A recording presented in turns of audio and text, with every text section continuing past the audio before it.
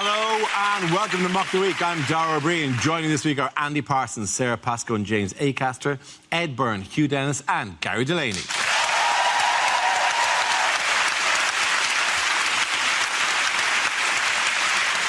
We start with a round call. If this is the answer, what is the question? On the board are 6 categories. Sarah, which category would you like? I will have world news, please. OK, world news it is. The answer is 1.6 billion. What is the question? Is it how many immigrants are so lazy they haven't even bothered to come over here?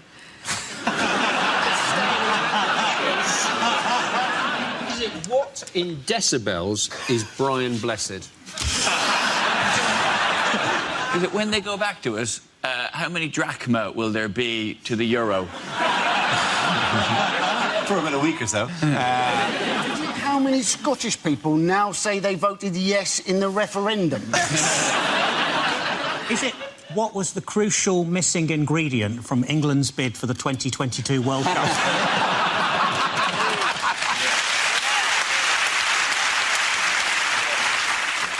Is it how much are cats owed in YouTube advertising? Is it when I went on Dragon's Den, how much did I want for a 2% share in my body hoover business? James, talk numbers. How many? What's your turnover? Well, Deborah. I haven't really got the numbers in my head. That's what they say, isn't it? Right, I'm out. That usually gets... Is it what is the count in Sesame Street up to now? We think he's just somewhere in a bar, Yeah. just still counting. Tiny Transylvanian puppet in a bar. 1.5. If you go and use a Glastonbury toilet, is it how many people seem to have used that toilet before you have? Is it what number, when typed into a calculator and turned upside down, becomes, ooh, GI?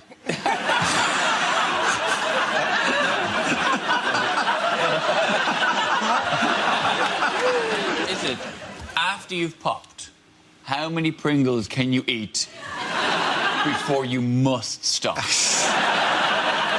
Is it, since I started this sentence, how much further has Greece got into debt? It's to do with Greece, clearly, yes, we're all dancing around. What is 1.6 billion? This is the amount in euros that Greece are supposed to pay back to the IMF by the 30th of June. You're absolutely right. Thank you very much, Sarah Pascoe. Well done. Yes. The question I was looking for was how much money in euros does Greece need to repay to the International Monetary Fund by the 30th of June? That's next Tuesday, or risk crashing out of the Eurozone. But it is a loan, isn't it? What they've got is a loan. I think it might solve itself. Are we certain they haven't got PPI? Wouldn't that be great? Just on the day before they have to pay back, Alexander Tsipras, the Greek Prime Minister, gets a phone call saying, "We have been trying to contact you." That's the Greek PM. Well, he seems thrilled with that particular development. He looks so coy. He literally looks like that is the face that people do when you go up to him and go, "Where's my money?" He's like, "Money?" There's lots of ways of raising money, though, aren't there? I would have thought. They've got lots of stuff. Yeah. They could have a big episode of the Antiques Roadshow. They'd raise quite a lot of money. They could use plastic plates at weddings. That'd save a lot of money. And then if they fail, what's the term called for what will happen to them? Grexit. Grexit. Oh, yeah. I like that. It's a great term, isn't it? I don't like it being shortened, because I like it when the papers call it a messy Greek exit, because that sounds like a pornography description. I like when they say the Greeks have been warned of Grexit. Like, you know, Grexit is this thing which is going to emerge from the sea in the kind of with his eyes so red and a scary nose and a horrible waters, horrible toes. The Grexit. It just also sounds like the door on the way out of a Greggs, doesn't it? That's what confuses me about it. Don't they have that above the door in Greggs? If you eat yourself to death on pasties, that's a Grexit, I think. This, by the way, is not Greg's in Athens. This is people going, my money, please. I've seen queues like that in Leicester Square on a Saturday night. Not into a bank, presumably.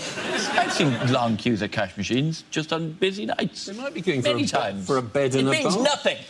You're playing into the hands of the European Commission and their misinformation. Shit, I don't know what happened there. You're telling me that essentially all these people are on a night out and they just want a few quid. There are crisis negotiations taking place between the IMF and, well, the troika of different bodies who've lent money to them and to the Greeks, and I think the Greeks will win the negotiation, and I'm willing to go on the line for this, because with only some time to go during the negotiations, with the Greeks going, please, give us a bail us out, bail us out, bail us out, all they need to do, they've got one card that the Greeks can play, which is they can play that music, which means you will eventually, because it just starts like it's just quietly in the background, just slowly, give us some money, no. Give us some money, no. Give us some money, no. And then over time, slowly the pressure builds on this music until eventually it's like, give us some money, no. Give us some money, no. Give us some money, no. And eventually, I believe it gets faster and faster until, you know, give us some money, give us some money, give us some money, give us some money, give us some money, give us some money, go on, and go, have the cash. Take the cash and go. Leave me alone. It's fine.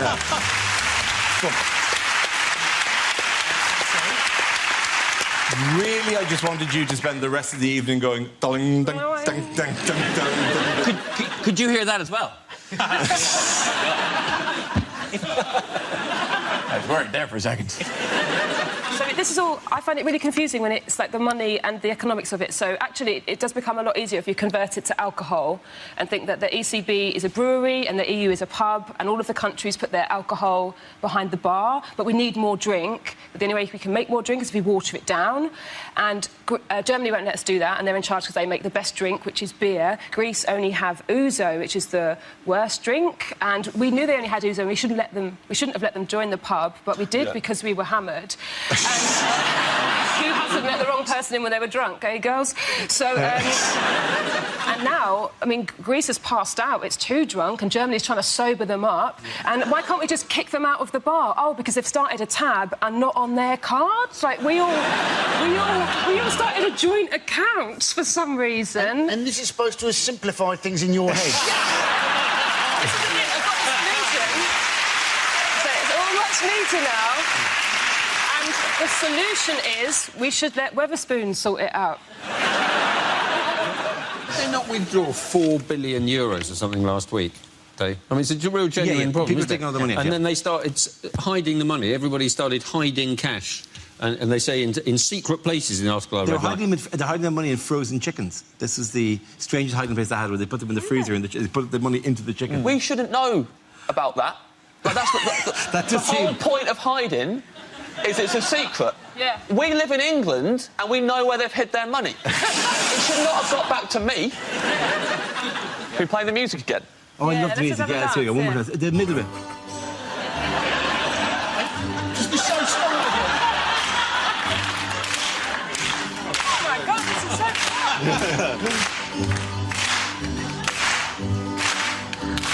Well, they're going faster than us. They're going too fast. Table take our combined weight. Just flip the table over. We'll try. We can flip it. I'm sure the people of Greece will be absolutely delighted. There is an issue, obviously, of how it's going to affect holidaymakers and British tourists going over. There was a statement there that said that holidaymakers should bring over cash on this specifically, and the statement came from muggers. Travel agents suggested that people bring cash and credit cards or debit cards. So there's my plan to use magic beans as currency. What did you think we were bringing? Also, guys, if you're planning a holiday, think about getting a passport. Yes. I can imagine if you arrived in Athens Customs and said, do I have a passport? No. But I have money! Make it rain, bitches! Make it rain! Scrabbling around with their chickens. I wonder why people aren't going on holiday to Greece. And people are going, oh, well, it's cheap sunshine. But you're thinking, well, Syria is cheap sunshine, isn't it? I mean, OK, you don't maybe get the level of service there, but just think of the number of people that will be at the UK airport to greet you on your return home. I mean, it's got fantastic weather, it's got beautiful beaches, it's got fantastic food. And if you are eating out in Greece, my advice would be try the chicken. I'm sure the people of Greece would be absolutely delighted. Well, I'm sure they're going, well, the one thing we have is Muck the Week. For fuck's sakes. Through all this difficult time, the one thing we've always been able to rely on is but now they're doing our dance wrong, incorrectly. Because when that music comes on, I start doing lobster hands for some random reason. I keep doing this, like it's a pincer dance. Not getting closer.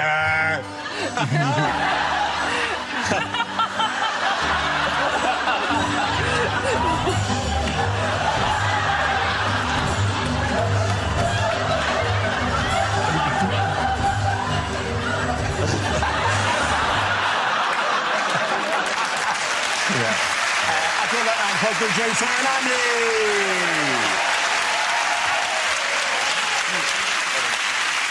Now we play a round called Your Grexits Are Here, Here and Here. This game involves James and Gary, so if you could make your way to the performance area, please.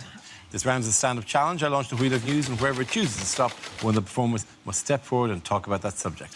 OK, here we go. The first subject is parties. Who wants to go in that? James. I went to a surprise party recently for my friend Daryl. We were all in his living room, all of us, in the dark, hiding. His girlfriend turned to us all, she went, right, he's going to be here in a minute. When he gets in, everyone jump out, yell surprise, and that will be really surprising. I argued it'd be a lot more surprising if instead of making all that commotion, we all just stood there in his living room in the dark, just...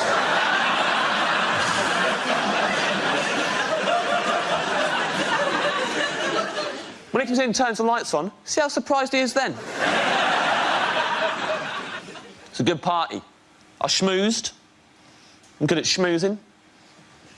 Buttering people up. I'll give you some schmoozing tips, why not? A lot of people will tell you when you're schmoozing, have a good icebreaker, right? Break the ice. What they won't tell you, at the end of the conversation, unbreak the ice. You don't want anyone else swooping in, taking advantage of all the lovely little ice cubes that you created. So freeze it over again before you leave. So as you're leaving, just slide something under the fence, like death comes to us all, something like that.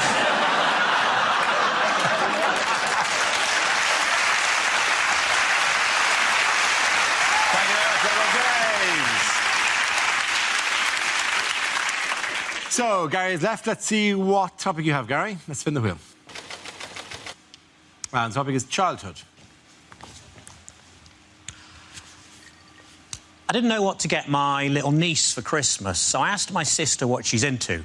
And apparently, at the moment, she's mad about frozen stuff, so I got her some oven chips and peas. And they love that. Every Christmas Day, we'd always have pigs in blankets, or as you probably call them, relatives sleeping in the spare room. Winnie the Pooh, possibly the most vindictive chapter in Nelson Mandela's autobiography. It was only after I shot the 5th zombie that I started to wonder why they were all carrying bags of sweets and ringing my doorbell.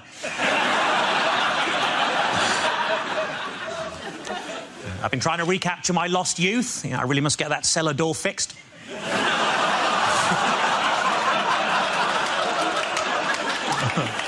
One time when I was a kid, I bought a chocolate bar. On the inside of the wrapper, it said, "You're a loser." I wouldn't have minded if there'd been some sort of competition on.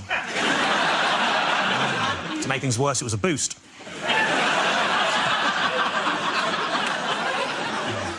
As a family, we couldn't decide whether to have Nana buried or cremated, so in the end, we let her live.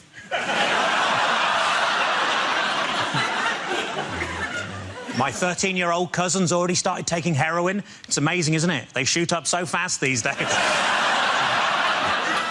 God, very good. Points in, I'm going to go to Lady. Everyone come back.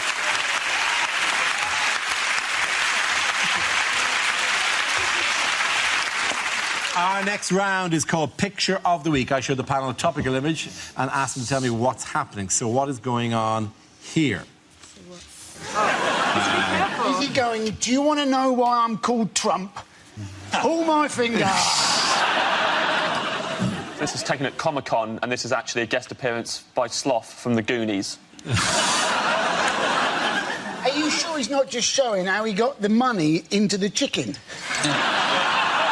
Really gotta get it up there, right in the eye. You really just gotta get it up there. That's it. They've asked him, Donald, how many Mexican immigrants is too many? Is the caption, what's orange, angry and never going to be president? No, the picture is Donald Trump has announced he's standing for the Republican nomination as president in the election this year. Did you watch the speech? His magical, glorious, all-welcoming speech? The people who came really badly out of his speech were Mexicans, weren't they? Mexicans too bad, yeah. And he's like Nigel Farage. He's really worried about immigration. So his plan, if he becomes president, is he's going to build a 2,000-mile-long wall between the US and Mexico. So he's going to build a great wall to keep people out. And at the same time, his next point was he's not going to be influenced by China.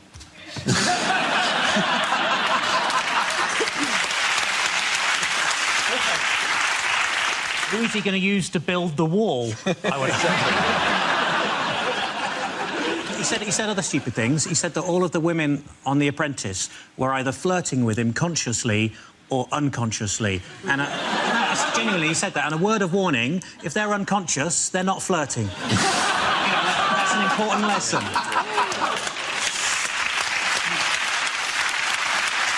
Ultimately, it's going to come down to Bush versus Clinton, isn't it? In a nation that fought a war to rid itself of hereditary rulers. Jim speaks fluent English, fluent Spanish, doesn't he? So 2 more than his brother George. Jeb Bush is quite multicultural for a Republican, though, isn't he? Yes, he is. He's married to a Mexican, which just goes to show that in America, Mexicans do all the jobs that they don't want to do. In other news, which iconic building might need to be shut soon? Well, it's the Houses of Parliament, isn't it? It is the House of Palace Parliament. of Westminster. I never know the difference. I know, the Palace of Westminster was the entire thing, So the building needs repairs. It does need repairs. It's all kind of falling apart and full of mice. It was originally a royal palace. I don't know why I'm telling you all this. Are we on a tour? Yes. I know. I used to do tour guides. So you actually work as a tour? Yeah, for about 4 years. In there? Is you working No, on London buses. So pointing at stuff. Oh, you were doing that thing? Yeah. And Parliament's incredible to talk about. It's perpendicular Gothic, which was influenced by the... Yeah. Please tell us more, Sarah. This is where we came to watch Mock of the Week. So it was influenced by a tiny bit of Westminster Abbey. There's 8 Japanese tourists who haven't been getting anything else and are now going, oh, very good, yes. Finally. When you say it used to be a royal palace, So are there the king used other to live palaces that aren't royal? Yeah. Are there? Crystal Palace? Yeah. Very good. Very good. Yeah. The Palace Tandoori, that's down near my way. What have they found inside there? Mice. It's infested with vermin, or at least that's what the rats say. With mice, moths and foxes. Foxes are running wild within the palace. That's not surprising. Just scavenging members of the Lib Dems who seem to have fallen away from the group. Well, we had 8 when we arrived here, but one has been picked off by the rest of the foxes. 3 billion's worth of repairs that are needed. The very minimum. And then there's 56 new SNP MPs who've been celebrating their arses off over the last 2 weeks. So you're thinking, are those 2 things related? 3 billion of repairs and a hell of a party from the Scottish MPs. You think that the 50 Scottish MPs have done £3 billion worth of damage? That'd be brilliant if they had, wouldn't it? And they're back on the train up to Edinburgh with Big Ben under their arm. I've got Big Ben! Going up to people. Got the time? You're all right. One of the suggestions, though, is to move the Parliament to Birmingham, isn't it? And David Cameron is all in favour of this because that is the hometown of the West Ham Football Club that he supports. Has anyone seen, by the way, the new mascot? Speaking of things that are the new mascot for Partick Thistle Football Club. It's brilliant. I've seen a picture of it. Yeah, it's designed by whom? David Shrigley. David Shrigley, contemporary artist, a huge fan of David Shrigley's work, has designed a new mascot for Partick Thistle Football Club. You know, to G the fans along, get them excited, raise the moods. This is the mascot. There's your nightmares made real, isn't it? Do you think they could have just put some pupils in the eyes to give them less of an unseeing cataract? The eye in the face of of eternal evil stare into my void of eyes. And the thing is, because it has to be, it is an important job. Like, not only because, you know, you're geeing the crowd up and you keep them well entertained, but often, and this is one of my favourite things on the internet, people do collections of these, often the mascots will be required, usually because they have forgotten to get off the pitch in time, to stand at the minute's silence if a minute's silence is being held. And there is a fantastic collection of mascots who have had to look sombre or grave or respectful. This is a particular and I like this one. That's the Bradford chicken. Billy Bantam, I think he's called, looking very disappointed with it. He's upset because some Greeks have just stored money up his bottom. The next one is, again, very serious.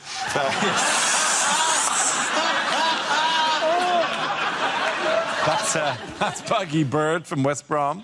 And give me one more.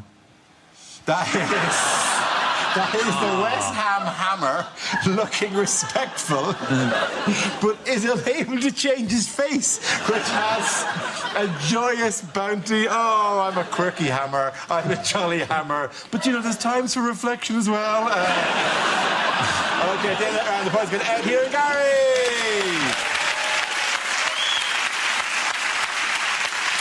Now we come to scenes we'd like to see. So if everyone can make their way over to the performance area, I'll read out this week's topics, then we'll see what our panelists can come up with. OK, here we go. The first subject is unlikely film trailers. A man who only wants one thing. Strepsils.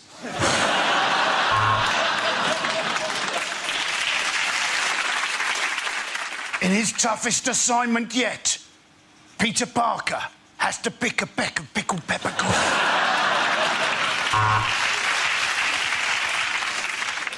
Drama, intrigue, romance, gardening, spoons. All these and other words in Dictionary the movie.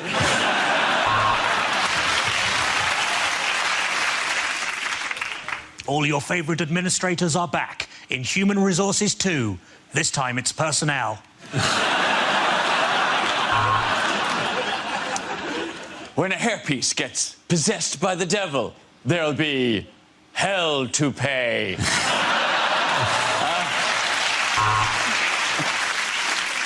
He loves sex, but he has no arms. Which position will he choose? Missionary impossible.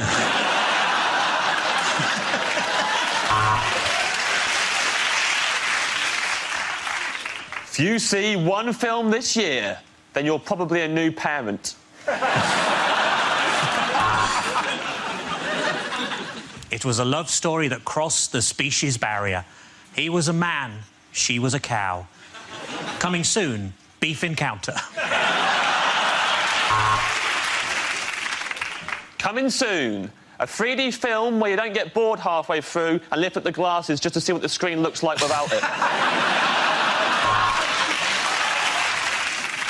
Every Year I Love You More, starring Michael Jackson and Benjamin Button.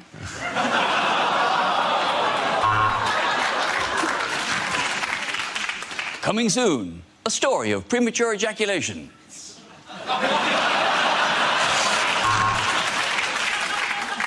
The Grand Budapest Hotel.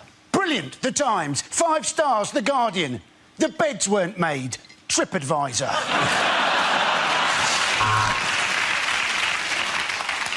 Part man, part machine, part bird, part drum. It's Robo Bongo Cuckoo Cop.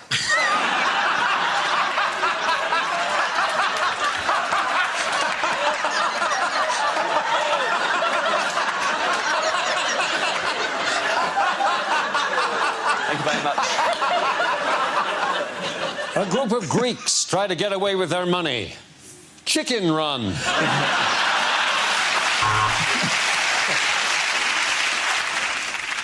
My Dad Pictures presents. Your man. I know him from something. Anyway, him and a woman. I think she was in ER. Maybe it was House. She was definitely a doctor. Join forces to fight. I know him. He's gone awful old looking, hasn't he?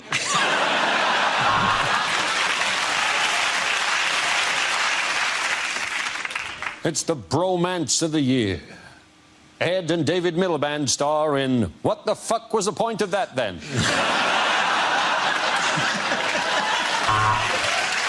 OK, the next topic is things you wouldn't hear on the radio. Mime.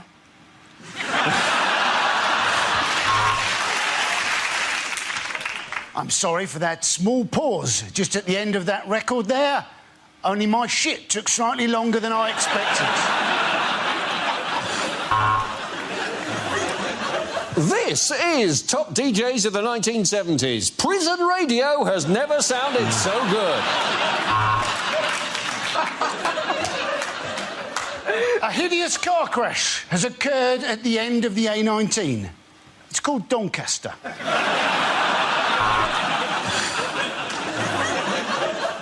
Another shipping forecast issued by the Met Office at 23:43 on Saturday the 8th.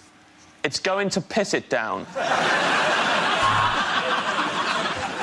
You're listening to BBC Wiltshire because your car radio has lost reception to what you were listening to.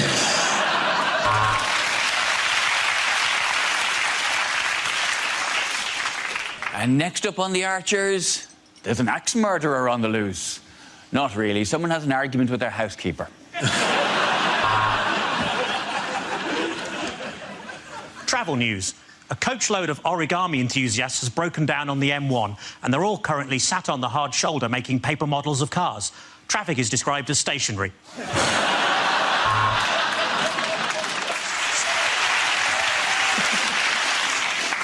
You're listening to Saga Radio. You're listening...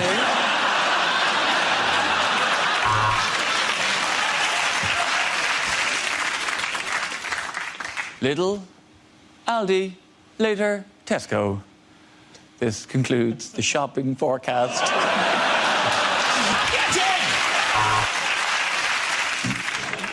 Have you been injured at work? Maybe you should turn the radio off and concentrate properly on what you're doing. But you're dead. We're all dead. We've all been dead from the beginning. You've been listening to the final ever episode of The Archers.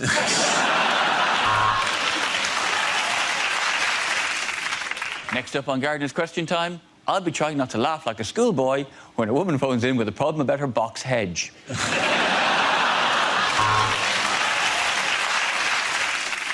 This is local radio, it's 4 a.m. and no one's listening. Let's play Say Something Racist Roulette. Due to tomorrow's BBC strike, tomorrow's Today programme will be today's Today programme, but called Yesterday. Sometimes when you listen to the radio, there's a tune that you can't get out of your head. It sort of plays again and again and again. Sort of gets faster and faster and faster, and finally it comes on.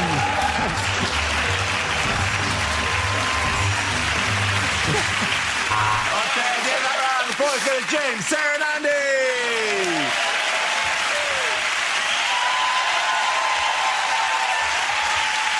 That's the end of the show. This week's winners are Ed Byrne, Hugh Dennis and Gary Delaney. Commiserations to Andy Parsons, Sarah Pascoe and James Acaster. Thank you for watching. Good night.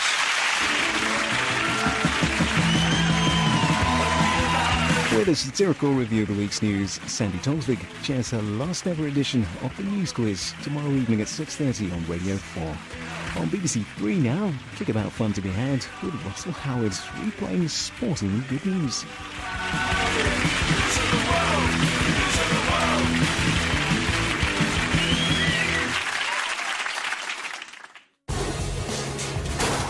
You get points for that, don't you? Like a snooker thing.